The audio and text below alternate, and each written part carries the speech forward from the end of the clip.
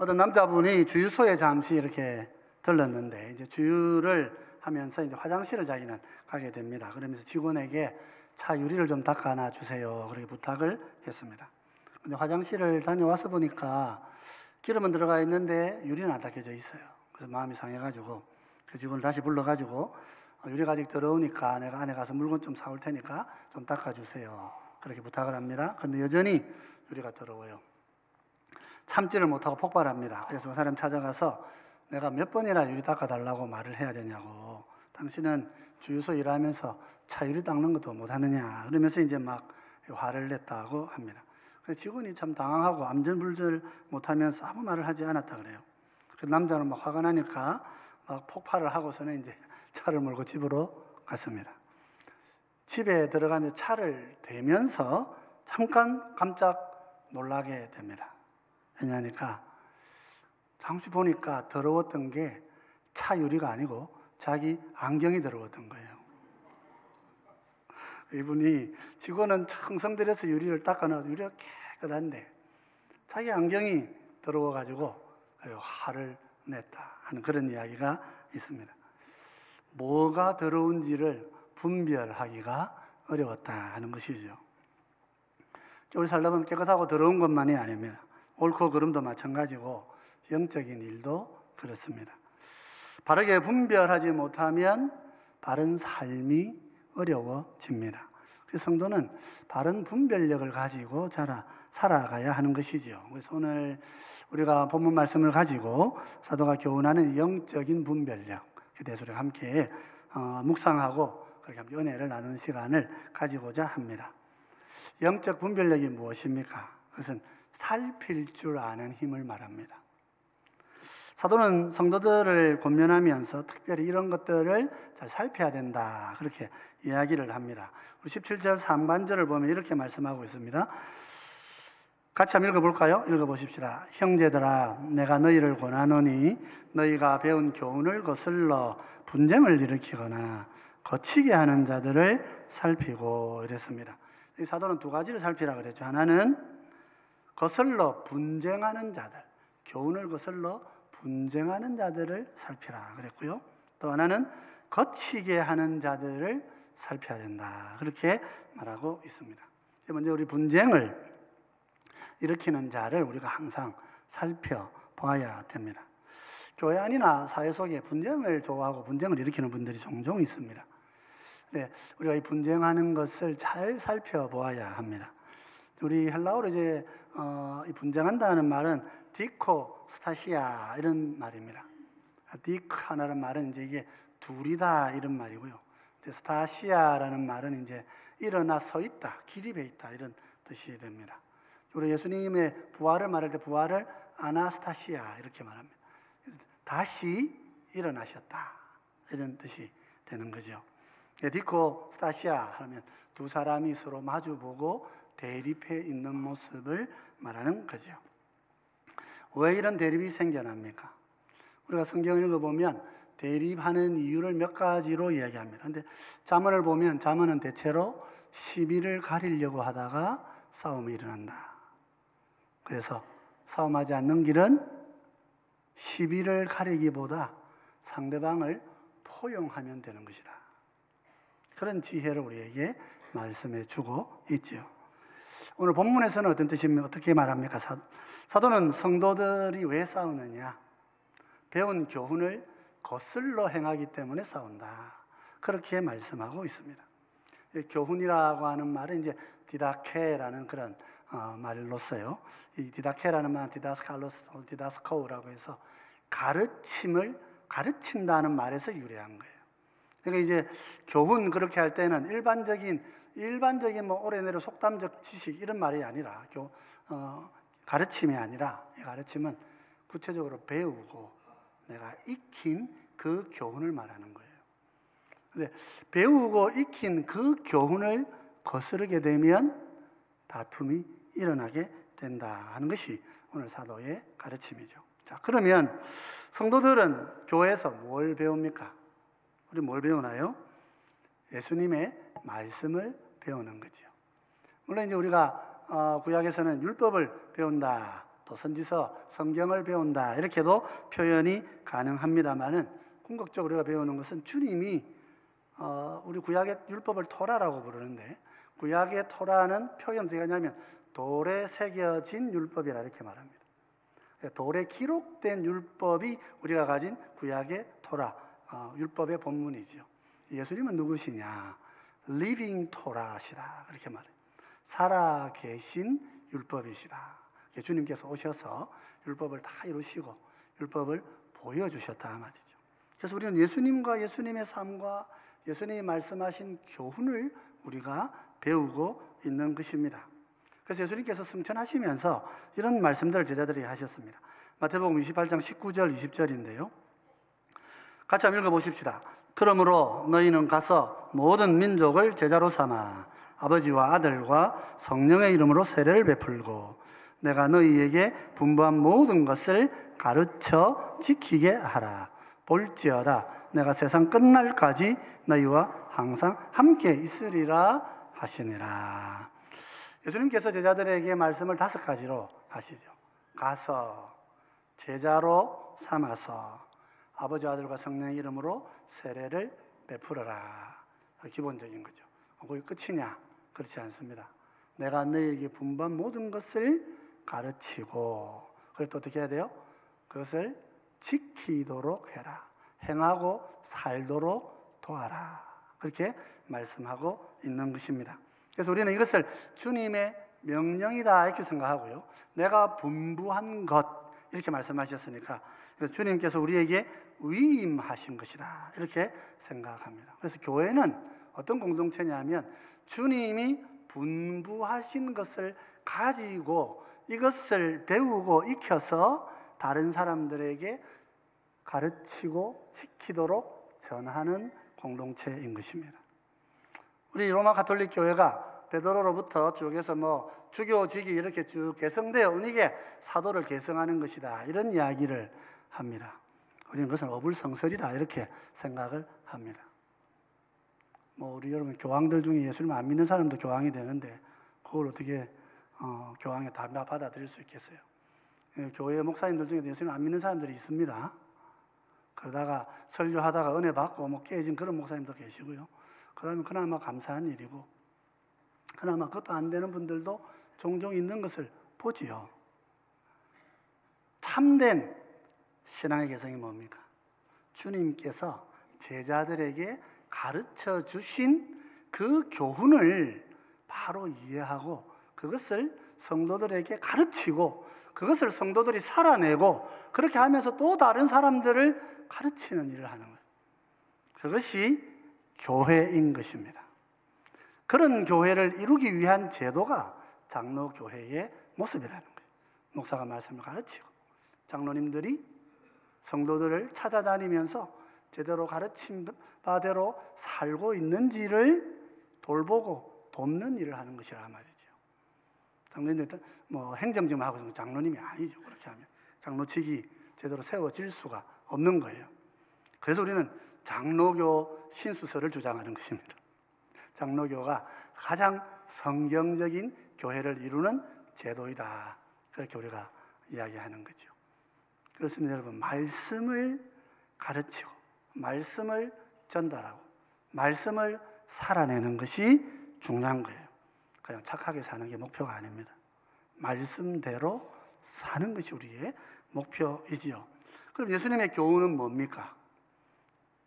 자, 예수님의 교훈을 한마디로 말하면 뭡니까? 예수님의 교훈은 한마디로 말하면 사랑입니다.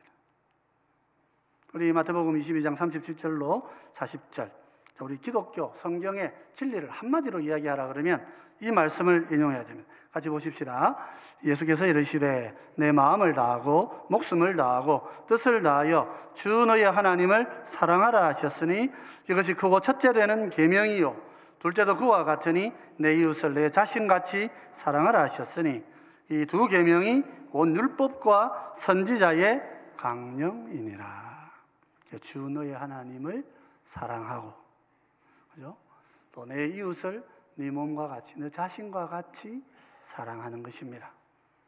예수님은 사랑이라는 말을 대상을 아버지와 이웃이라 두 대상으로 설명을 하셨어요. 조금 더 확대해 보면 십계명이 됩니다. 그래서 우리가 십계명을 강독할 때는 제일 마지막에 예수님이 요약하신 이 본문을 함께 우리가 강독을 하는 것이죠. 그래서 하나님을 사랑하라 하신 것, 형제를 내 몸같이 사랑하라 하신 것, 줄이면 사랑. 성경을 한마디로 줄이면 사랑이고, 두 마디로 하면 하나님 사랑, 이웃 사랑이고, 10마디로 하면 십계명이 되는 거예요. 그 성경을 요약해 들어오면 그렇게 되는 거예요. 그래서 우리 성도들이 십계명을 항상 마음에 간직하고 암기하고 그렇게 살아야 바른 삶을 사는 거죠. 그것이 주님이 우리에게 주신 디다케란 말이에요. 우리 삶의 대헌장이란 말이죠. 그렇게 살면 성도는 다투지 않습니다. 이 말은, 근데 이 말씀을 거슬러 살면 어떻게 돼요? 다툼이 일어나는 거예요. 그래서 교회 안에 분쟁이 일어나고 이렇게 다툼이 일어나는 이유는 사랑이 사라지기 때문에 그런 것입니다. 우리가 사랑하면 대립하거나 다투지 않는 것입니다. 사랑하는데 다툴 이유가 없지요. 한쪽이 그냥 죽어주는 것입니다. 부부가 다툴 때 서로 같이 부모와 자녀가 다툴 때, 부부가 다툴 때 서로 같이 맞서면 큰 소리가 나게 돼 있는 거죠. 근데 하나가 죽으면 사랑하니까 죽는 거죠. 죽으면 그 가정은 평안의 가정이 될 수 있죠. 물론 우리 성경에 전혀 싸우지 말라 그렇게 말하고 있지는 않습니다. 우리에게는 의로운 싸움이 있습니다. 바울은 다른 곳에서 성도에게 싸움이 없지 않고 싸움이 있다 그렇게 얘기해요. 에베소서 6장 12절입니다. 이렇게 말씀합니다. 우리의 씨름은 혈과 육을 상대하는 것이 아니요 통치자들과 권세들과 이 어둠의 세상 주관자들과 하늘에 있는 악의 영들을 상대함이라. 이 씨름은 우리가 하는 삿바차고 하는 그런 씨름이 아닙니다. 이 씨름은 다툼을 말하는 거예요. 싸움을 말하는 거예요. 파이팅이에요. 우리 싸움은 누구냐? 혈과 육을 상대하는 게 아니란 말이에요.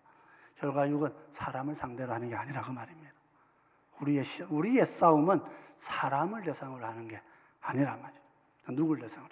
통치자, 아르케드, 권세, 에쿠시아들, 이 어둠의 세상 주관자들, 코스모, 테라토르라고 그렇게 해요.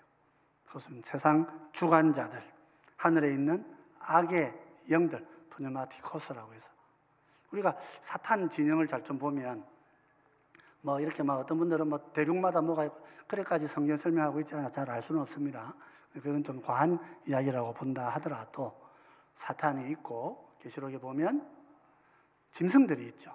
바다의 짐승, 땅의 짐승이 있습니다. 하나는 세상의 권력이라 그렇게 보여지고 또 하나는 거짓 선지자들이라 그렇게 말을 하고 그 뒷부분에 보면 그렇게 해석을 하고 있습니다. 그럼 그게 전부냐? 그 밑에 또 귀신들이 또 있어요. 사탄의 군대들이죠. 근데 사탄의 군대들을 지금 사도 바울은 통치자들과 권세들과 세상 주관자들과 하늘에 있는 악의 영들이다.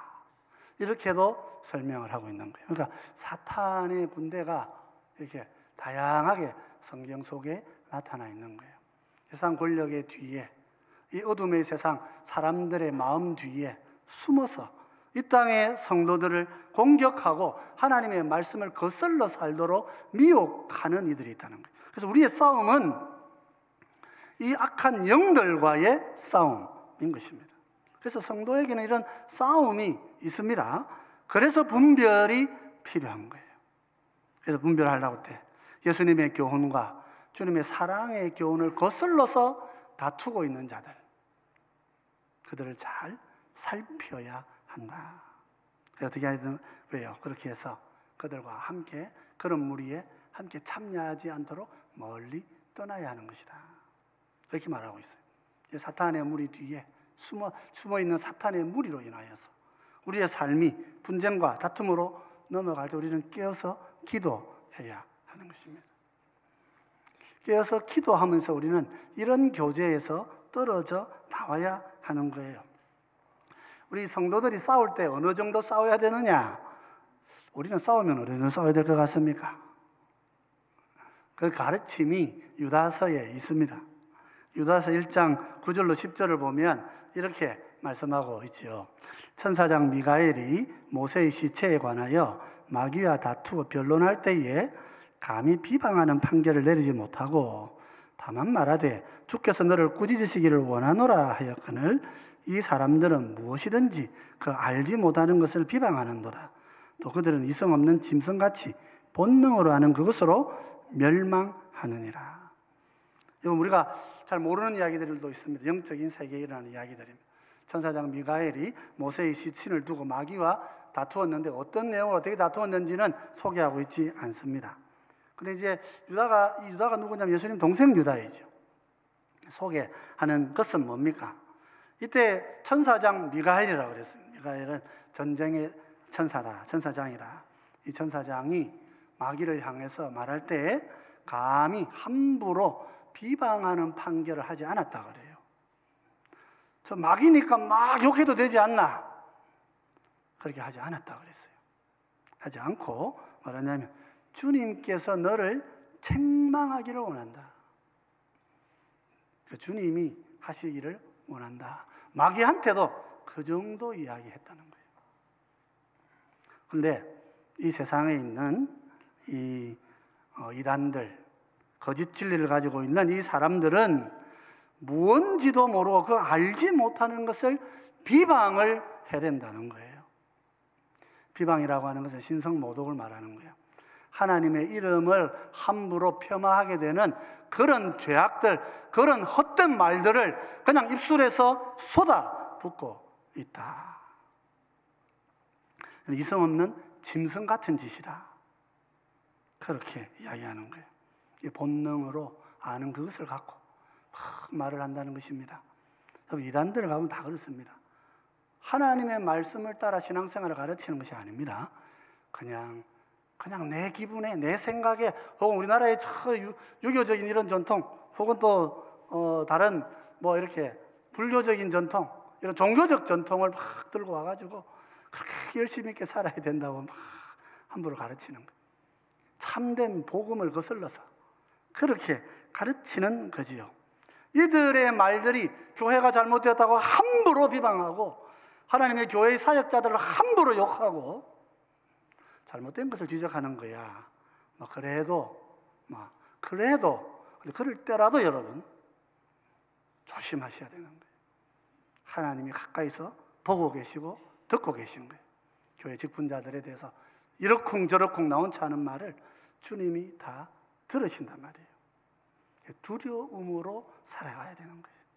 그런 그게 경외심이라 그렇게 말하는 거예요. 함부로 말을 내뱉는 것. 실제로 하나님이 되는 말은 어떤 거예요? 사탄을 향해서도 주님께서 너를 꾸짖으기를 원한다. 요 정도만 말하면 천사장이 요 정도 말했다 이 말이죠. 그럼 우리는요? 물론 우리가 뭐 천사보다 못한 존재다 그렇게 말하는 것이 아니라 하나님의 백성으로서 우리의 입에서 다른 사람에게서 나와야 될 말도 그 선을 넘으면 안 된다는 것입니다. 그런데 이성 없는 짐승들 같이 함부로 공격하고 함부로 욕을 대대고 그런 사람들은 분별해야 되는 거죠. 살펴야 되는 거예요. 그래서 우리 성도는 함부로 막 이렇게 말을 하지 않도록 조심을 해야 되는 것입니다. 그래서 우리가 어떻게 살아야 됩니까? 이전에 우리가 뭐 공부를 했죠. 지금까지 가난한 자, 약한 자의 짐을 내가 지고 형제의 허물을 내가 용서하고 그것을 용납하고 나는 그렇게 살아야 되는 거예요. 여러분, 나는 그렇게 살아야 되는 거예요. 다른 사람은 어떻게 살지 몰라도 나는 그렇게 하나님 앞에 살아가야 되는 거예요. 그래서 말씀을 거스르는 자들을 경계하고 그 뒤에서 사람을 미워하라 그런 말이 아니라 그 뒤에서 역사하는 악한 영들을 분별할 줄 알아야 된단 말이죠. 그 분별의 자리에서 떠남이 필요해지는 것이라는 말입니다. 17절은 전체적으로 이렇게 다 설명을 합니다. 같이 한번 읽어보겠습니다. 형제들아 내가 너희를 권하노니 너희가 배운 교훈을 거슬러 분쟁을 일으키거나 거치게 하는 자들을 살피고 그들에게서 떠나라 그랬죠.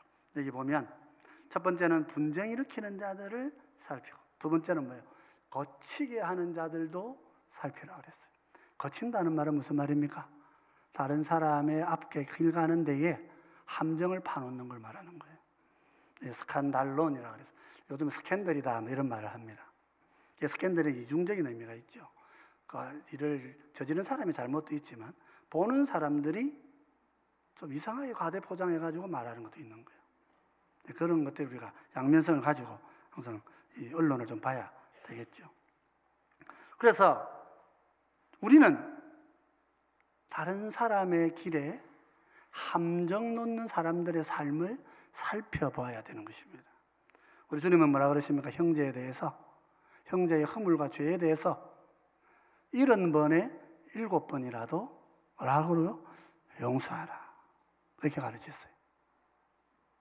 그런데 형제를 올무에 거두고 말씀을 거슬러서 다툼을 일으키고 그렇게 한다면 그건 주님의 교훈을 따라 사는 삶이 아닌 거지요. 그래서 잘 살피라고 명하시는 것입니다. 분별력은 잘 분별하는 거예요. 살피는 거예요. 살핀다는 말은 주목해서 본다, 그런 말입니다. 대충 아무렇게나 보는 게 아니고 눈을 부릅뜨고 분별해서 가려서 보고 가려서 듣는 거 말이에요. 그것이 영적인 분별력이죠. 왜 그렇게 합니까? 그렇게 하고 나면 그 무리들과 떠나기 위해서 그렇게 하는 거예요. 사도는 여기서 떠나야 된다고 말합니다. 그런데 이 말씀을 오해하지 않아야 됩니다. 그럼 당장 막 이상하니까 난 저 사람하고 교제 안 해. 교제 안 하는 핑계로 또 이렇게 사용하시는 분들도 있을 수 있어요.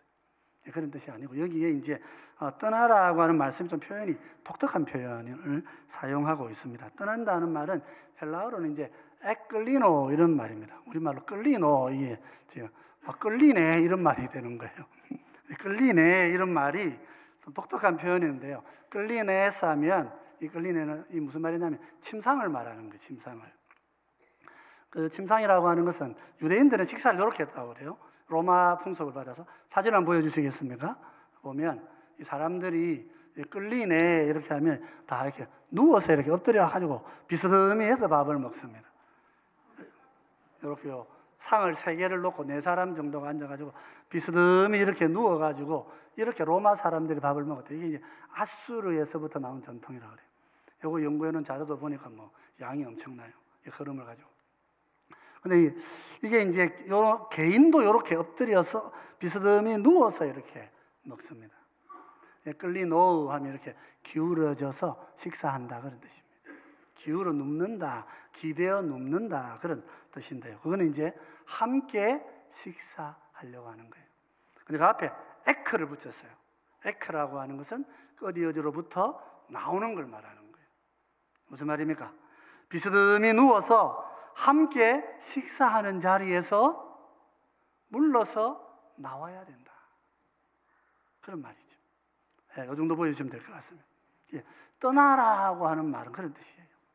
함께 모여서 밥 먹으면서 궁리하고 수근거리고 그러면서 다른 사람을 모해하고 험담하고 하는 자리에서 어떻게 해라? 떠나 나오고 함께 교제하지 않도록 조심해야 된다. 물론 그분이 다음에 또 돌아올 수도 있고 다 하지만 지금 당장 나는 어때? 그 일에 함께 참여하지 말아야 한다 하는 것을 말씀하고 있는 거예요. 왜 그렇게 하겠습니까? 16장 18절에 로마서 16장 18절에 이런 말씀하는 거죠. 이 같은 자들은 우리 주 그리스도를 섬기지 아니하고 다만 자기들의 배만 섬기나니 교활한 말과 아첨하는 말로 순진한 자들의 마음을 미혹하느니라. 자, 여러분 우리는 다 나는 순진한 사람이다 그래 알고 계시면 됩니다. 순진한 분들은 악한 사람들이 하는 말에 잘 꼬시키는 거예요. 여기 보면 이제 주 그리스도를 섬기지 않고 다만 자기들의 배만 섬긴다 그렇게 돼 있어요. 자기들의 배만 섬긴다는 걸 두고 이 사람들이 이제 먹을 걸 좋아해가지고 이제 막 많이 먹는 잔치를 좋아한다 이렇게 생각하시는 분도 혹 있습니다.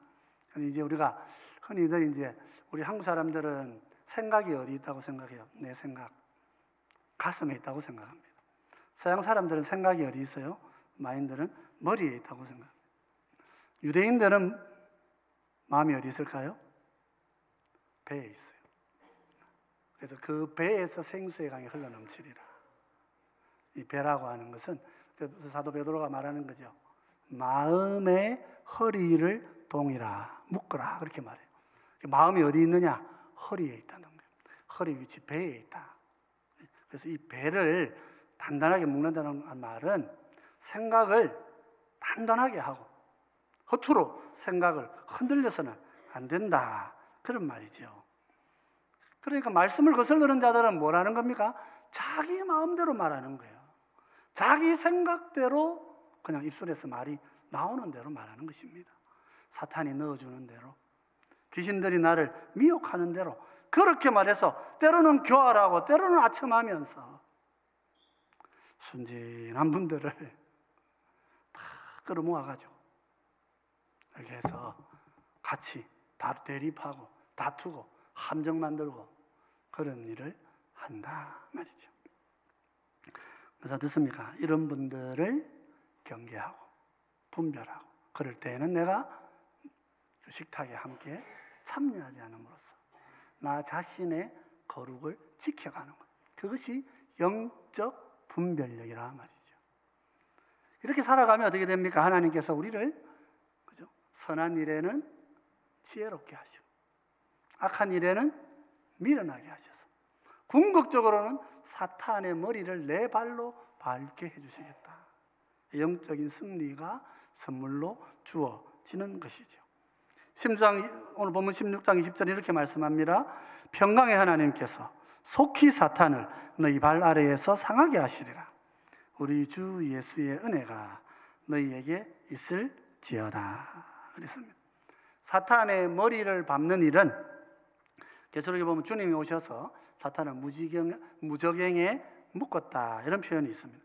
계시록 20장 1절로 3절을 보면 또 내가 봄에 천사가 무저갱의 열쇠와 큰 쇠사슬을 그의 손에 가지고 하늘로부터 내려와서 용을 잡으니 곧 옛뱀이요 마귀요 사탄이라. 잡아서 1000년 동안 결박하여 무저갱에 던져 넣어 잠그고 그 위에 임봉하여 1000년이 차도록 다시는 만국을 미혹하지 못하게 하였는데 그 후에는 반드시 잠깐 노일이라. 예수님께서 십자가에 죽으시면서 영을 어떻게 하셨다고요? 잡아서 무저갱에 묶어서 이렇게 던져서 넣고 잠그고 임봉하셨다. 그렇게 얘기합니다. 물론 이 말씀은 그렇다고 사탄의 역사가 없다 그런 뜻을 말하는 것이 아닙니다. 사탄은 여전히 사탄의 세력들이 있습니다. 앞에서 봤던 통치자들, 주권자들, 어둠의 주권자들, 권세들, 하늘의 악한 영들이 여전히 있습니다. 또 우리 계시록 안에는 보면 땅에 짐승이 있고요, 바다에서 온 짐승이 있습니다. 바다에서 온 짐승은 세상의 권력을 뒤에서 움직이는 그런 정치적 세력이라고 보여지고, 땅에서 올라온 짐승은 그런 일들을 부추기는 거짓 선지자들, 많은 종교의 지도자들, 그런 사람들인 것 같이 보인단 말이죠. 그런 세력들이 여전히 우리 세상을 이렇게 미혹하고 있습니다. 이런 자들을 이기는 길이 뭐냐? 우리가 영적 분별력을 갖추는 거예요. 영적 분별은 뭡니까? 선한 일에는 지혜로운 거예요. 악한 일에는요, 미련하게 사시는 거예요. 형제와 다투고 형제를 넘어뜨리려고 하는 그런 사탄의 악한 일에 우리가 함께 참여하지 않고 하나님 우리에게 주시는 지혜를 가지고 분별하고 떠나고 살아가는 것이 하나님의 분별력이라면, 또 우리는 선한 일에 힘쓰고 악한 일에서는 내가 미련하고 어리석게 어쩌면 당하고 살아야 하는지도 모르는 거예요. 그래서 선한 일을 행하는 데 지혜롭고 악한 일을 행하시는 데는 여러분 미련한 것이 좋은 것입니다. 저 사람 나한테 이렇게 악하게 했구나. 나도 머리 써가지고 밤새 끌고 와가지고 밤새 잠 안 자고 눈 벌겋게 해가지고 아침에 일어나서 내가 이렇게 갚아줘야 되겠다. 이런 지혜를 갖지 않아야 되는 거예요. 그냥 내가 억울하게 당했구나. 하나님 알고 계십니다. 내가 억울하게 당한 하나님 다 보고 계세요. 마가복음 15장 31절에 예수님은 이런 고난을 당하시고 이렇게 참으셨어요. 그와 같이 대제사장들도 서기관들과 함께 희롱하며 서로 말하되 그가 남은 구원하였으되 자기는 구원할 수 없도다.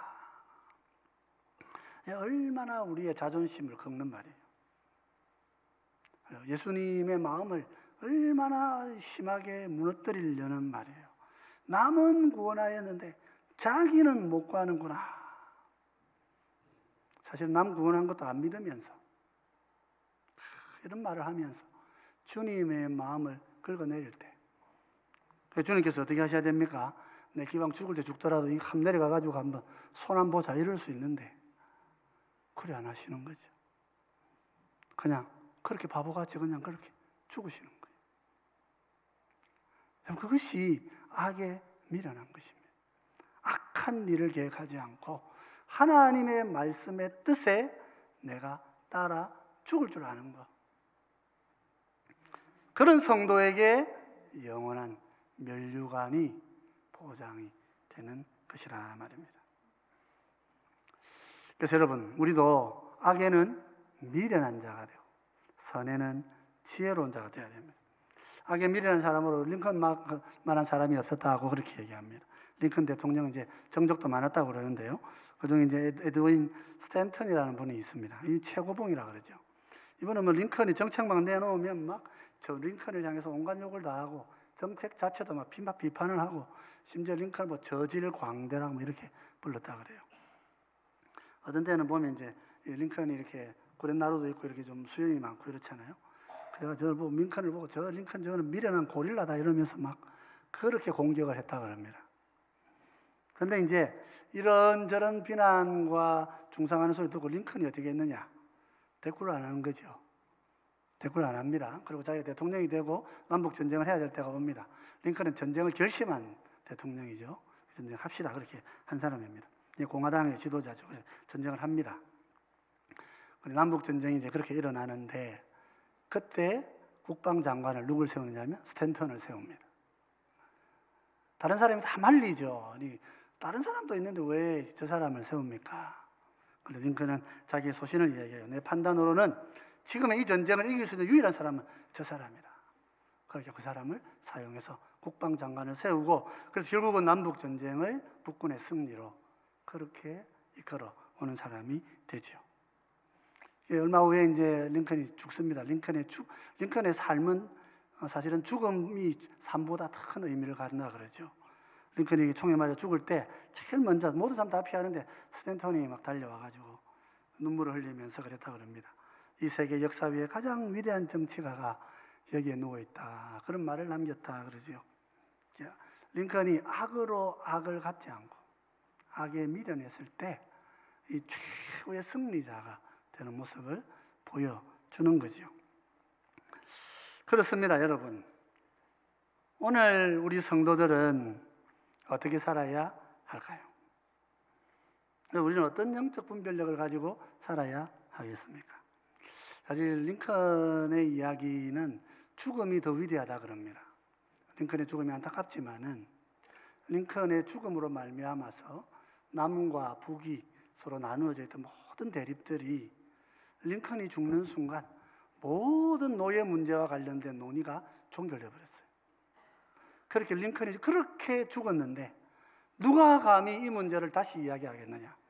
그래서 미국 내 남북 노예 문제는 그냥 우리는 그런 것을 없애야 된다고 하는 걸로 그냥 합의가 되고 다툼이 끝이 나고 그야말로 공화당의 전체 연방정부가 온전히 서는 그런 계기가 되었다고 사회학자들이 이렇게 분석을 하지요.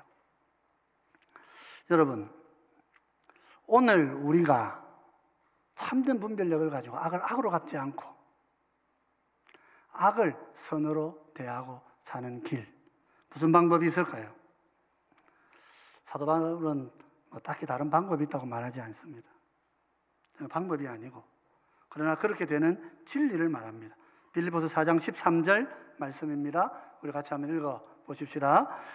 내게 능력 주시는 자 안에서 내가 모든 것을 할 수 있느니라. 그래서 타인을 살피고 악인을 멀리하고 영적 분별력 그리고 악한 일에 미련하고 선한 일에도 지혜롭게 사는 방법, 그런 방법 없습니다.